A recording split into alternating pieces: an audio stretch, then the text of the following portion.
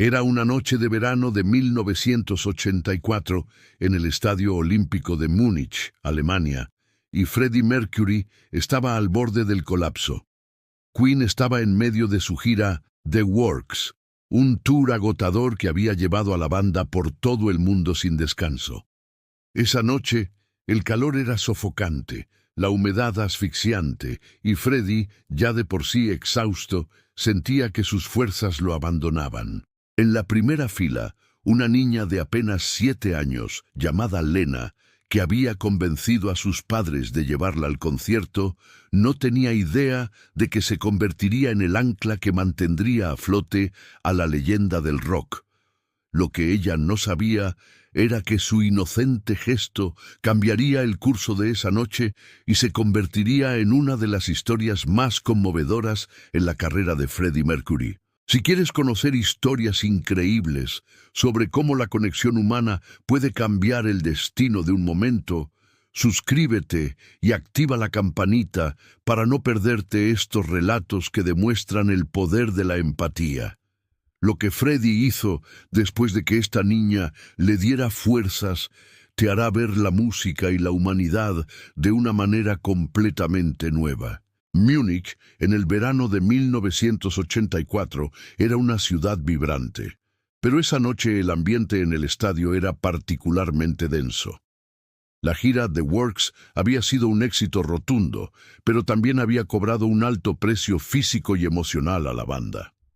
Freddie, conocido por su energía inagotable en el escenario, estaba sintiendo el peso de la presión y el cansancio acumulado. Lena, por su parte, era una fan incondicional de Queen. Había crecido escuchando sus canciones en el tocadiscos de sus padres y soñaba con ver a Freddie en vivo. Sus padres, al ver su entusiasmo, habían conseguido entradas en primera fila, un regalo que Lena atesoraba más que cualquier juguete. Para ella, Freddie no era solo un cantante, era un héroe, una figura mágica que llenaba su mundo de alegría. Esa noche, su presencia inocente se convertiría en un faro inesperado. Freddie Mercury, en ese punto de su carrera, era una superestrella global, pero también un hombre que luchaba con sus propias vulnerabilidades. A pesar de su imagen pública de invencibilidad, el agotamiento físico y mental de las giras masivas a menudo lo dejaba al límite. Brian May recordaría años después que Freddie a veces se sentía vacío, después de conciertos particularmente exigentes. Roger Taylor notó que en esa gira, Freddie se tomaba más tiempo para sí mismo antes de los shows, buscando recargar energías. John Deacon, el más callado, observaba cómo Freddie se esforzaba por mantener la fachada de perfección, incluso cuando estaba al borde del desfallecimiento. Esa noche, en Múnich, el cansancio era palpable, y Freddie estaba a punto de enfrentarse a uno de los mayores desafíos de su carrera en vivo. El concierto comenzó con la habitual explosión de energía, pero a medida que avanzaban las canciones, algo no iba bien. Durante Hammer to Fall, la voz de Freddie mostró signos de fatiga y sus movimientos en el escenario eran menos fluidos de lo normal. El calor era opresivo y el aire acondicionado del estadio no era suficiente para contrarrestar la masa de cuerpos sudorosos. Freddie se llevó la mano al pecho varias veces, buscando aire, y sus ojos, normalmente llenos de fuego, mostraban un cansancio profundo. Los técnicos de sonido notaron que su micrófono estaba captando respiraciones más pesadas de lo habitual. Jim Beach, el manager, observaba desde el lateral con preocupación, preguntándose si Freddie podría terminar el show. En la primera fila, Lena, ajena a la tensión, seguía cantando con toda su alma, con una pureza que contrastaba con la lucha interna del cantante. Los miembros de la banda comenzaron a notar el deterioro de Freddie. Brian May, con su guitarra, intentaba compensar con solos más largos para darle un respiro. Roger Taylor, desde la batería, le lanzaba miradas de preocupación. John Deacon se mantenía cerca de él, listo para cualquier eventualidad. En el público, algunos fans más cercanos también percibieron que algo andaba mal. Los gritos de ánimo se intensificaron, como si la multitud intentara inyectarle energía a su ídolo. Pero Freddie sentía que se le escapaba el control. Durante Under Pressure, su voz se quebró en una nota alta y tuvo que apoyarse en el piano por un momento. La multitud, que lo adoraba, le dio un aplauso de apoyo, pero Freddie sentía que los estaba defraudando. La cabeza le daba vueltas y el sudor le corría por la frente, mezclándose con el maquillaje. Estaba a punto de rendirse. Llegó el momento de Love of My Life, una balada que solía ser un respiro para Freddie. Se sentó al piano, pero sus manos temblaban ligeramente. Comenzó a cantar, pero su voz era más débil de lo habitual. Fue entonces cuando sus ojos se posaron en Lena. La niña estaba en primera fila, con los ojos cerrados, cantando cada palabra con una devoción absoluta. En sus manos sostenía un pequeño dibujo que había hecho, un retrato de Freddie con una corona. Cuando Freddie la vio, algo hizo clic en su interior. La pureza de su fe, la inocencia de su amor por la música, le recordaron por qué estaba allí.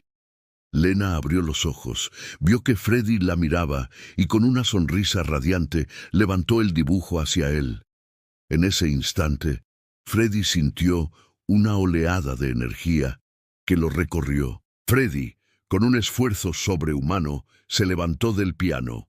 Caminó hasta el borde del escenario, justo enfrente de Lena. La multitud se quedó en silencio, sintiendo la tensión del momento. Freddie se inclinó, tomó el dibujo de las manos de la niña y lo sostuvo en alto para que todos lo vieran. La multitud rugió en un aplauso ensordecedor.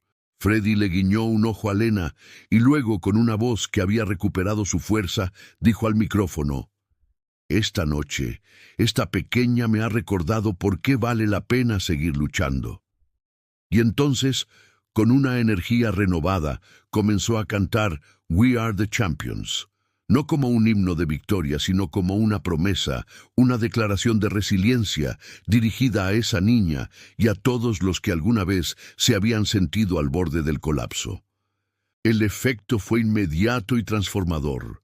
La voz de Freddie se elevó con una potencia renovada, sus movimientos recuperaron su teatralidad, y la multitud respondió con una euforia desbordante. Lena, con una sonrisa de oreja a oreja, se sintió la niña más afortunada del mundo. Las cámaras captaron el momento en que Freddie sostenía su dibujo, y la imagen se convirtió en un símbolo de la conexión única que tenía con sus fans. Los miembros de la banda, aliviados, vieron cómo Freddie había encontrado la fuerza para terminar el concierto con una de sus actuaciones más memorables.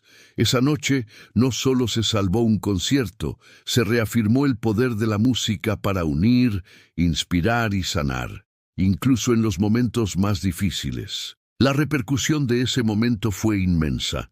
Las imágenes de Freddie con el dibujo de Lena se difundieron por todo el mundo, y la historia de la niña que le dio fuerzas al ídolo se convirtió en una leyenda.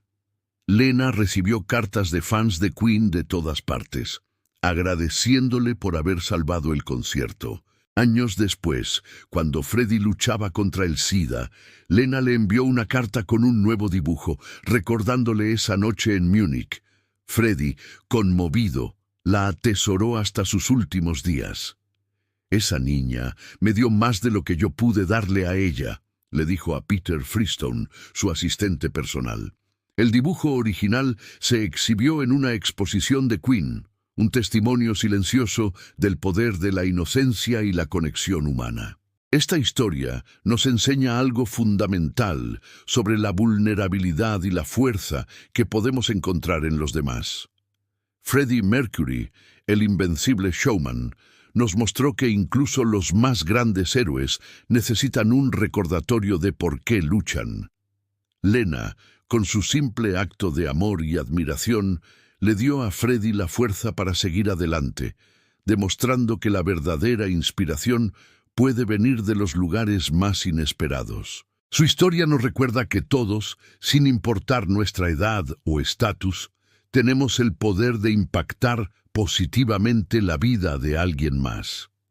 ¿Alguna vez un gesto pequeño de alguien te dio la fuerza para superar un momento difícil? Comparte tu historia en los comentarios y suscríbete para más relatos que demuestran que la música y la humanidad están intrínsecamente conectadas.